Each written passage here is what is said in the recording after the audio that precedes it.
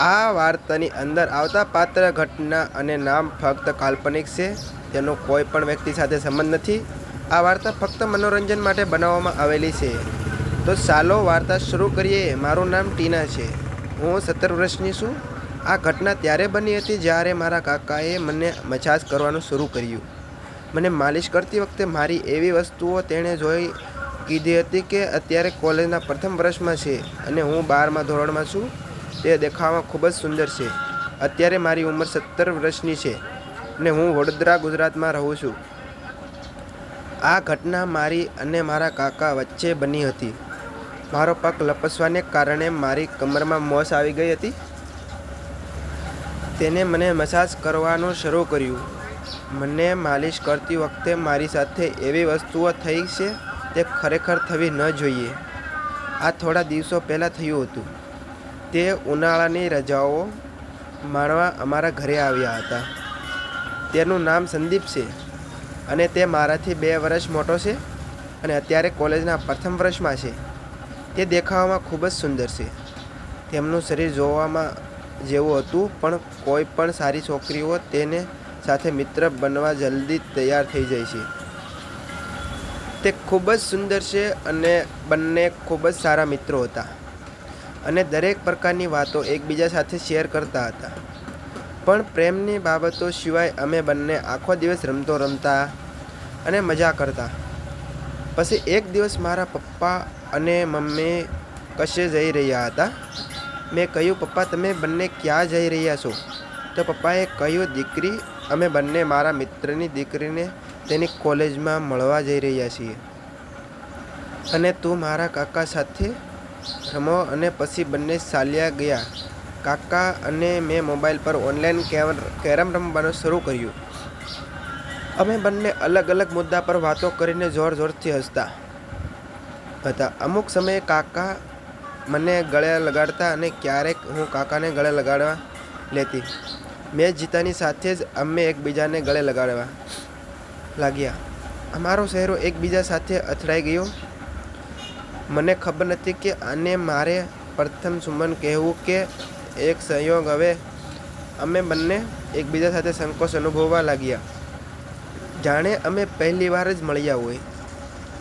હું ડ્રોઈંગ રૂમમાં ઊભી થઈ અને મારા રૂમમાં ચાલી ગઈ. મારા રૂમમાં બેસીને મને અજીબ લાગતું હતું. મને કંઈ સમજાયું નહીં એટલે હું નાહવા ગઈ. સ્નાન કરતી વખતે મને ટીવીનો અવાજ સંભળાવા લાગ્યો હતો. કદાચ કાકા પોતાનું મૂળ બદલવા માટે ટીવી જોવા લાગ્યા હતા. હું ટેન્શનમાં બાથરૂમમાં જતી વખતે મારા બીજા કપડાં લેવાનું ભૂલી ગઈ હતી અને પછી હું પોતાની જાતને ટુવાલમાં લપેટીને બહાર આવી. બાથરૂમમાંથી બહાર આવતા જ મારો પગ લપસી ગયો અને હું એક ધડાકા સાથે પડી. કાકાને કદાચ ટીવીના કારણે મારા પડવાનો અવાજ સંભળાયો નહીં. જ્યારે હું ઉઠવાની કોશિશ કરવા લાગી ત્યારે હું હલનચલન પણ કરી શકતી ન હતી. પછી મેં કાકાને જોરથી બોલાવ્યા અને કાકા જલ્દીથી આવી ગયા અને મને પોતાને સાથે તે ત્યાં જ ઊભા રહી ગયા. તે શરમાઈ ગયા. તમે કહ્યું, કાકા મને મદદ કરો. પછી તેને કહ્યું, હું નથી કરી શકતો કારણ કે તારા શરીર ઉપર કપડાં છે નહીં. પહેલાં તો તારા કપડાં પહેરી લે.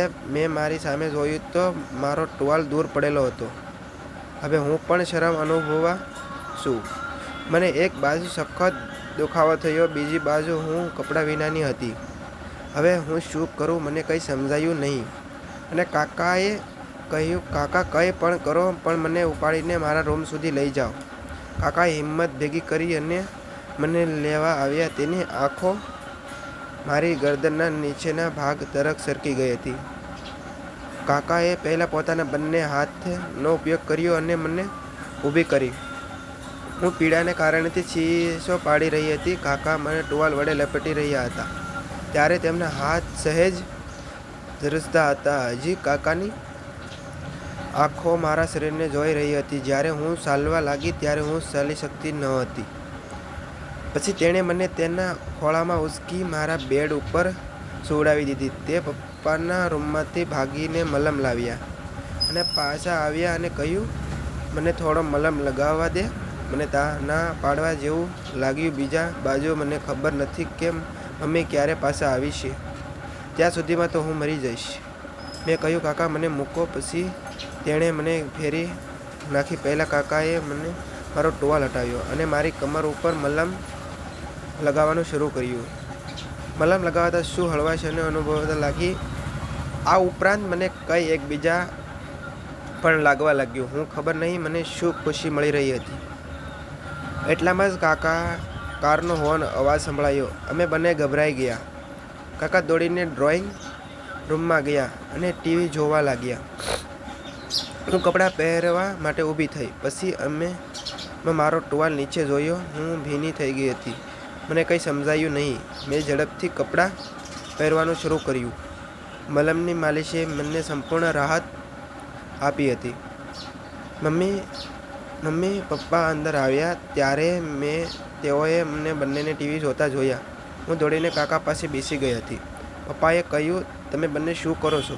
કાકા બોલ્યા, કંઈ ખાસ નહીં ભાઈ, અમે એક જૂની ફિલ્મ જોઈએ રહ્યા છીએ. ચાલો આપણે પણ સાથે જોવા બેસીએ. પપ્પાએ કહ્યું. ફિલ્મ જોતી વખતે મમ્મીએ કહ્યું, તમે બંને કાલે કાંઈ બહાર જવાનો પ્લાન તો નથી બનાવ્યો ને? મેં કહ્યું કે મમ્મી કહ્યું કે કાલે આપણા ઘરે કેટલાક મહેમાનો આવવાના છે. મેં કહ્યું, ઠીક છે. મમ્મી ફિલ્મ પૂરી થયા પછી બધા પોતપોતાના રૂમમાં ગયા. હું રૂમમાં એકલી બેસીને વિચારતી રહી. જો આજે પપ્પા અને મમ્મી સમયસર ન આવ્યા હોત તો મારા કાકા અને મારી વચ્ચે કંઈક તો થઈ જાત. હું ડરના કારણે ખૂબ જ નર્વસ અનુભવતી હતી. પછી અચાનક મને યાદ આવ્યું કે મારો ટુવાલ નીચેથી કેમ ભીનો થઈ ગયો હતો. આવું પહેલાં ક્યારેય બન્યું નથી. કદાચ પીડાના કારણે મેં ભીનો થયો હશે. આ બધું વિચારતા રાત પડી. મારા મમ્મી મારા રૂમમાં આવ્યા. મમ્મીએ કહ્યું, ચાલો હવે રાત્રિનું ભોજન તૈયાર છે. હું જમવા ડાઇનિંગ ટેબલ પર બેસી ગયા હતા. જ્યારે કાકા પણ જમવા આવ્યા. જમતી વખતે હું મારા કાકા તરફ નીચું જોઈ રહી હતી.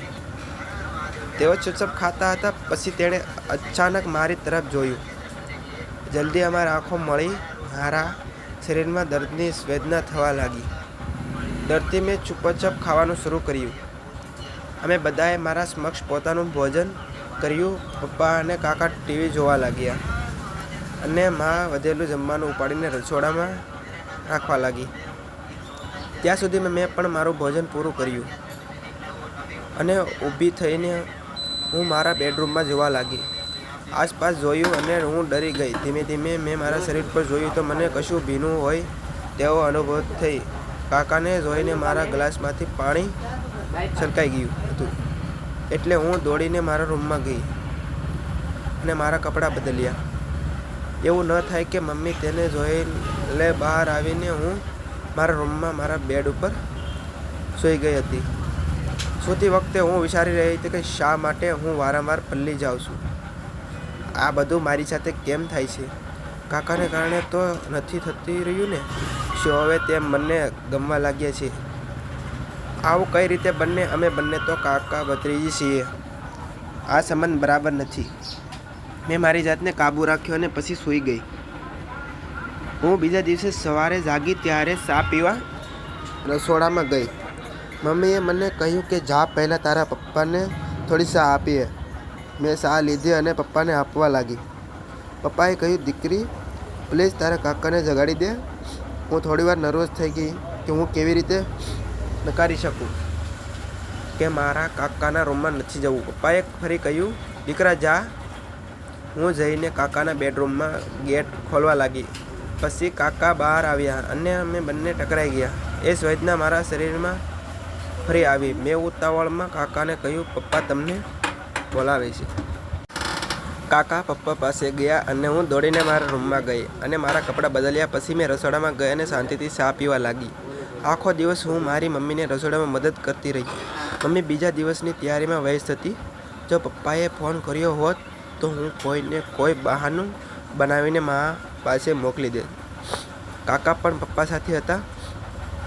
એવું ન બને કે ફરી એ જ વસ્તુ થાય. આખો દિવસ આ રીતે કાકાથી છુપાયેલી રહી. રાત્રે રસોડામાં શાંતિથી જમ્યા પછી હું પોતાના રૂમમાં સૂઈ ગઈ. ઊંઘમાં જ્યારે કોઈએ મારા પગને સ્પર્શ કર્યો ત્યારે મેં જોયું કે કાકા મારા પલંગ પર બેઠા હતા. હું ડરી ગઈ અને કાકા કહેવા લાગ્યા કે આજે તારી સાથે એ બધું થશે જે તને પણ પસંદ છે. પછી કાકાએ મારા ચહેરા પર આંગળી મૂકી. મેં પણ તેમની વાત માની લીધી, જાણે હું પણ કાકાની રાહ જોઈતી હતી. કાકાએ મને કહ્યું કે ગ્લાસમાંથી મને જોઈને પાણી ઢોળાઈ જાય છે, પરંતુ મારી પાસે એમનો ઈલાજ છે જેથી બેલેન્સ રાખવાથી પાણી નહીં પડે, કેમ કે આજે હું એક સાથે એક ગ્લાસમાં પાણીમાંથી બધું જ પાણી કાઢી નાખીશ. હું ડરી રહી હતી અને કાકા તો મને શીખવવાના મૂડમાં હતા. મને કંઈ સમજાયું ન હતું કે હું શું કરું, કેમ કે કાકાજી શીખવવા માંગતા હતા તે બધું મારે પણ શીખવું હતું. મેં વિચાર્યું કાકા જે મને શીખવે છે તે શીખવા દો કેમ કે મારે પણ કેરેક્ટર શીખવું જ પડશે. આજે કમરનો દુખાવો મને ન હતો, આથી કાકાએ મારા પગ અલગ કરી અને મને મલમ લગાવવા લાગ્યા અને તે મલમની ડાબલીમાંથી આંગળી નાખીને મલમ કાઢી રહ્યા હતા. દર્દને કારણે મારી શીખ નીકળી રહી હતી. મને અસહ્ય પીડા થઈ રહી હતી, પરંતુ ધીમે ધીમે મલમની માલિશથી મારું દર્દ અને દુઃખ ઓછું થવા લાગ્યું. મારા કાકાએ 3 કલાકમાં મારી 2 વખત માલિશ કરી આપી અને ખરેખર મારું દર્દ ગાયબ થઈ ગયું હતું. હવે મારા હાથમાંથી ગ્લાસમાંથી પાણી હતું હવે બંધ થઈ ગયું હતું. પરંતુ મિત્રો, વિડીયો પસંદ આવ્યો હોય તો વિડીયોને લાઈક અને ચેનલને સબસ્ક્રાઈબ કરજો. ફરી મળીશું એક નવા વિડીયોમાં. ત્યાં સુધી આવજો. વિડીયો પૂરો જોવા બદલ ખૂબ ખૂબ તમારો આભાર. ધન્યવાદ. મળીશું ફરી નવા વિડીયોમાં. Tata, bye bye.